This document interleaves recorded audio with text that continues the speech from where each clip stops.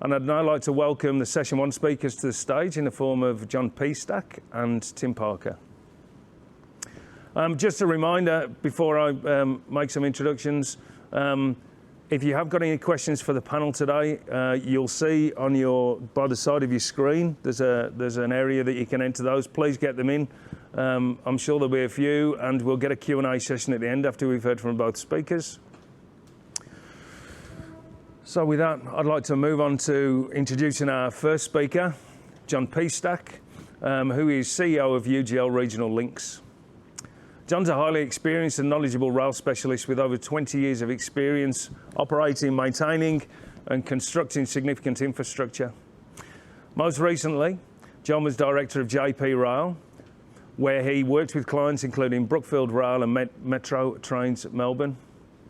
He also brings significant knowledge of rail asset management to CRN, and he was the EGM asset management for V-Line in Victoria and held a similar role with Queensland Rail, which will prove invaluable on the CRN network. Welcome, John, and I'll hand over to you. Thank you, David. I'd like to take this opportunity to also thank Mark and Steve and the PWI for my opportunity to address you here today. My bio, 20 years in the rail industry, boy, that makes me probably seem a lot younger than I really am. I think they might have missed a 0 in there. Anyways, I guess the manner that we're addressing each other today is a bit of an indictment in the fact that we're regarding this now as the norm. As personal as that lack of one-on-one contact may seem, but I guess it's something we've really learned to work with over the last 18 months. My ability to navigate the Teams or Zoom environment is gone from 0 to just barely or at least somewhat competent anyways. I can now share documents and that sort of thing. Okay. Of course, the rail industry has been heavily impacted also, with communities disconnected because of COVID and the restrictions it's caused. But transport, and not the least rail, has and always will remain an important staple in our lives, a connector, if you will. So we here today are all charged with coming up with the answers to the challenges we face and the frameworks we are given to operate within. And the show, as they say, must go on.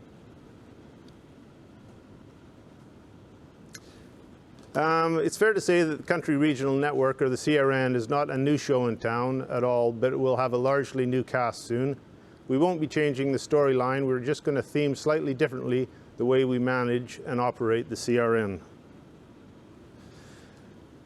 UGL Regional Linx is making some important inroads and progress in the regions, especially in our newly adopted home city of Orange. There's a significant deal of interest and anticipation about UGL Regional Linx arrival on the CRN, and particularly the setting up of our headquarters and our network control centre in the old Department of Primary Industries building in Kite Street in Orange.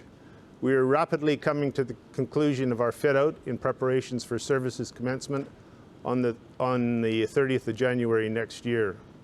As we get closer and closer, we're now, I think, just slightly over 3 months away from services commencement, and I think once we start saying we're a bit over 2 months away from services commencement, realization will really sink in about how much work we've got to do in the last couple of months.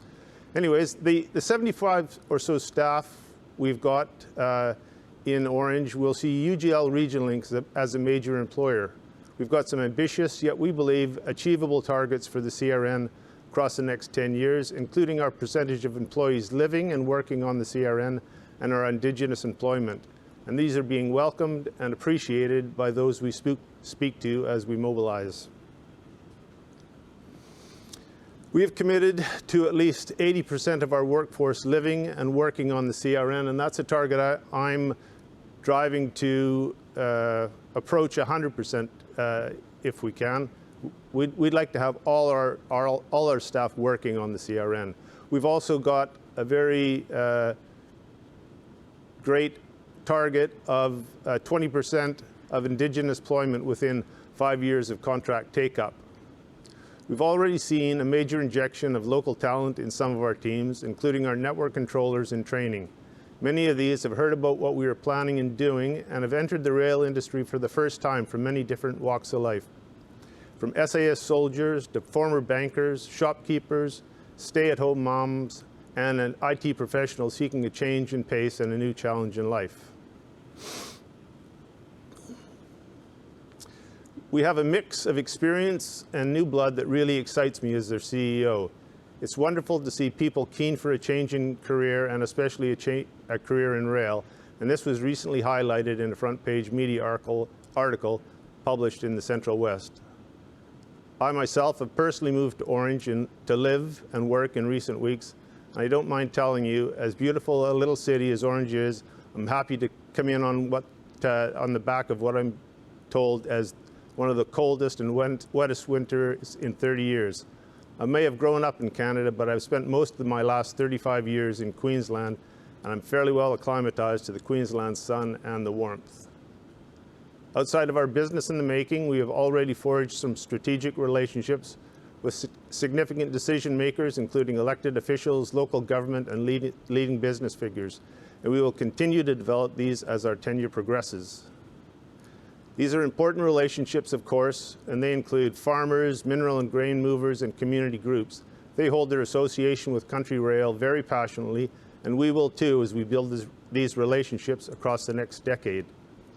Many of our farmers are playing catch-up after the devastating drought, so rail is playing an important role in getting the fruits of their hard work to silos and then onward to markets here and abroad. The importance of that is not lost on us at UGL Region Linx, and we are proud to be part of that vital chain. UGL Region Linx has been established as a wholly owned subsidiary of UGL Limited, which is part of the CIMIC Group. Of course, UGL, which began as a company in Western Australia in 1970 as an engineering construction business, has ties in the rail industry all the way back to 1899 and the Gannon brothers of Newcastle. Exactly 100 years on, in 1999, the rebranded UGL, or United Group Rail, would purchase Gannon, who are famed for their construction of rolling stock, locomotives, passenger trains, and light rail for the domestic and overseas markets, such as Hong Kong, taking orders as late as the last few weeks. Its stake in the rail industry internationally is vast and growing. UGL is part of a joint venture with MTM Corporation and John Holland in the operation of MTM, or Metro Trains Melbourne. We're also a member of the Northwest Rapid Transit Consortium, delivering the Sydney Metro Northwest, and is also part of the joint venture that has delivered the Canberra Light Rail project. In 2020, UGL, in a joint venture with Hollands Again and Torrens Connect, was awarded the contract to maintain and operate the Adelaide Light Rail system. Excuse me.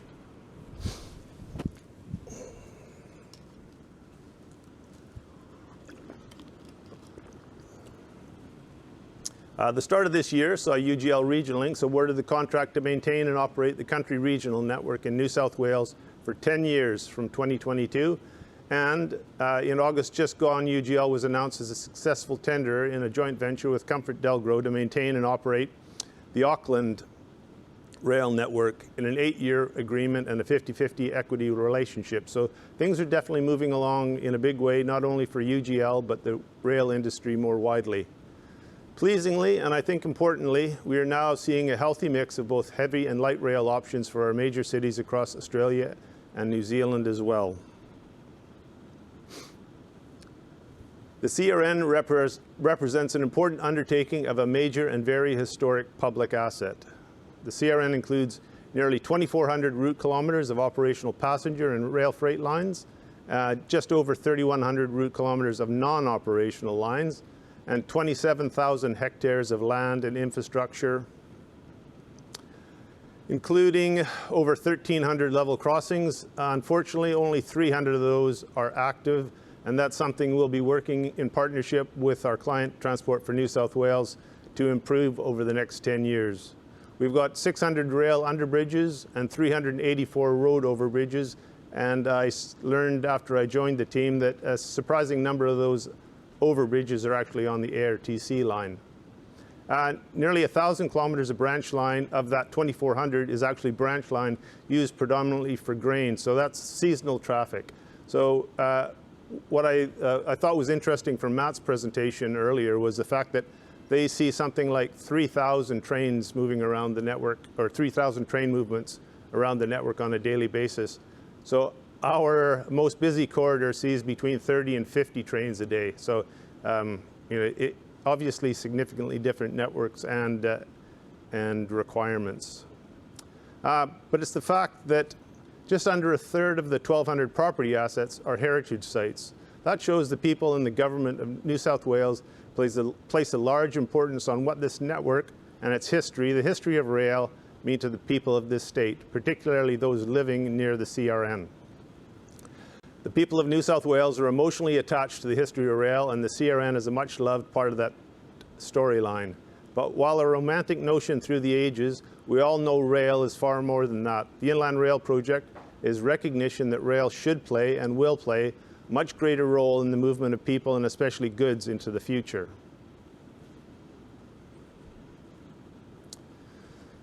The same can be said for the CRN and the works that have been done in the past 10 years by our predecessor, John Hollands, and those that will follow across the network through UGL Regional Linx.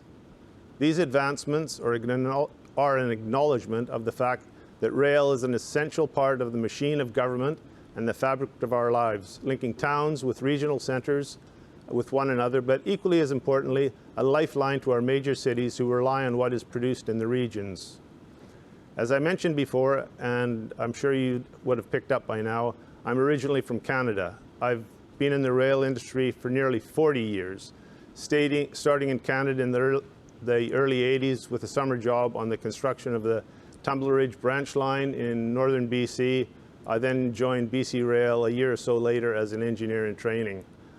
When I came out to Australia in the late 80s, it was natural for me to look to rail, and I joined Queensland Rail, and I was there for 20-odd years. As you know, the rail is a major part of life in Canada. It truly is part of the DNA of Canadians, both romantically and economically. Canada, like Australia, is a vast landscape geographically, and rail has for many decades been accepted as the most efficient way of moving freight products over great distances. There's no reason, given the equally vast and varied landscape that is Australia and New South Wales, that rail cannot play an even greater role in our lives and our economies. We have the bandwidth, we have the know-how, and we have the product. It's also comforting to know that the New South Wales government has invested well over $1 billion on the CRN alone in the past decade, so there's no doubt it is well aware of the potential for growth. COVID has taught us that we all have to adjust not only our way of thinking, but the way we interact almost overnight.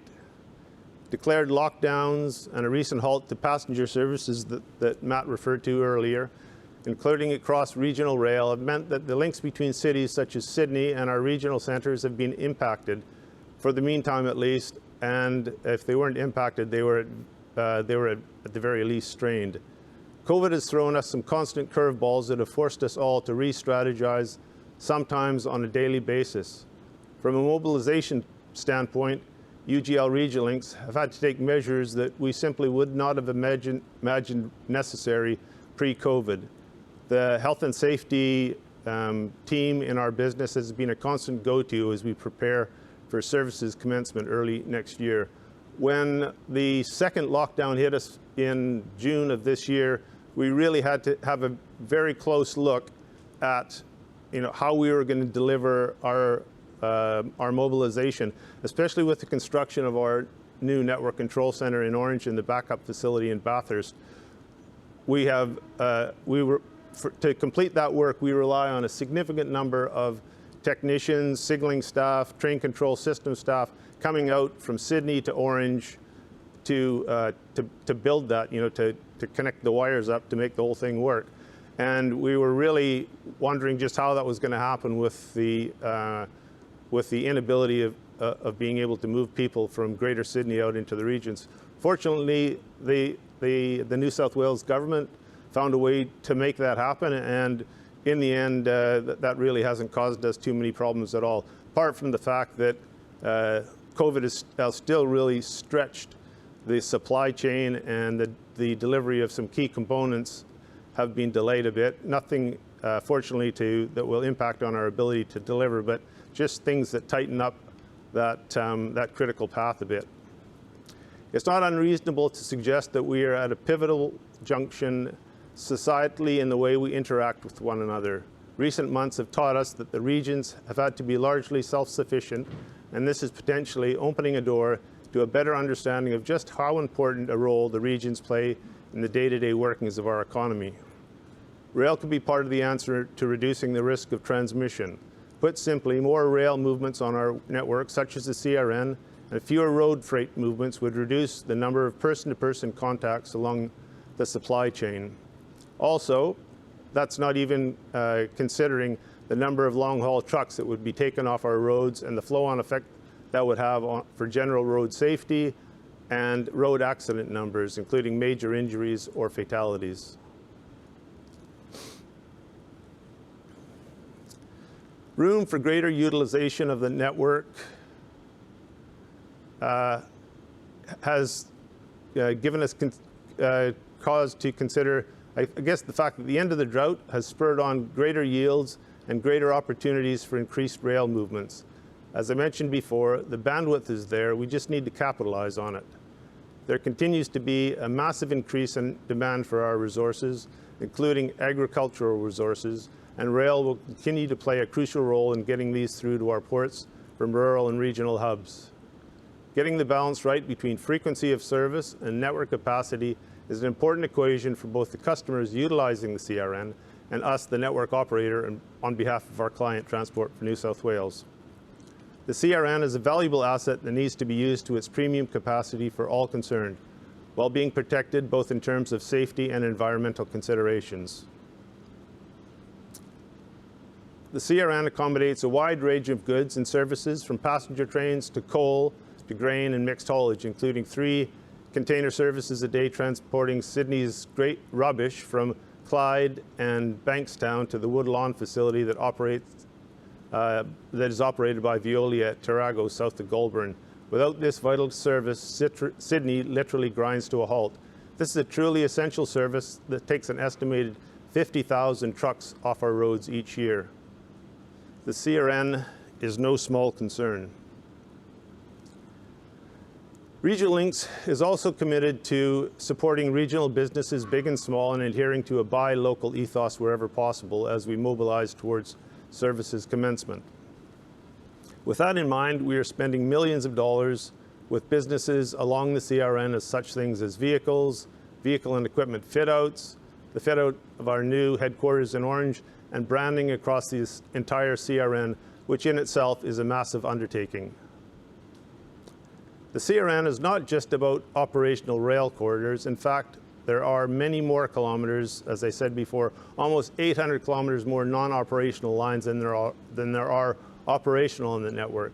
These all, however, still need maintaining and protecting, while momentum grows in many sectors of the network for these to be opened up as rail trails or something similar, ventures for wider public use. Vegetation control and management is a major factor on the CRN, and is a major expectation from landowners and stakeholders along the way. Operational or otherwise, these lines remain a public asset, and their maintenance is an important part of what UGL Regional Linx will continue to do for our client. I know all of us here have a deep interest and passion for the rail industry and its future. Yes, it's romantic. Yes, it's historic. Yes, the sound of a whistle from a restored steam locomotive evokes great memories or excitement across many generations. But rail is far more than this, and can be far more than this into the future. It connects towns, it connects economies, it connects people. That's why we've called our business UGL Regional Linx. We very much look forward to taking this journey and sharing it with all of you. Thank you, David and the PWI. Thank you, John. Really enjoyed that, and I know that mobilising an organisation of that size is no easy task. And great to hear that there's been such a positive impact on the community already, so commend you for that.